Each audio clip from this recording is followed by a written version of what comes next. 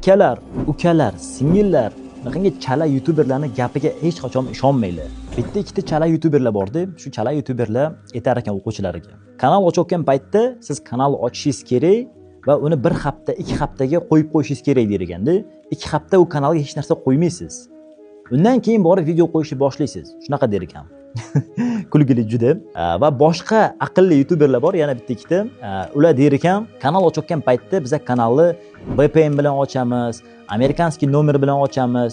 Shunda bizning videolarimiz faqat Amerika ko'radi der ekan. Bunga hech qanaqa yordam bermaydi. Siz amerikanskiy kanal ochdingizmi yoki fransuzskiy kanal ochdingizmi, siz O'zbekistondan turib ham Amerikaga videolaringizni ko'rsatsangiz bo'ladi.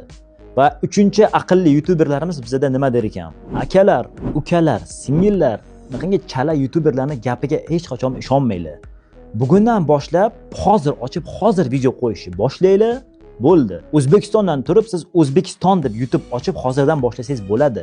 YouTube'ga monetizatsiya qo'shayotgan paytida uni США ichidan Amerika deb to'g'rilab qo'yasizlar va shuni bilan monetizatsiya qo'shib olsangiz bo'ladi.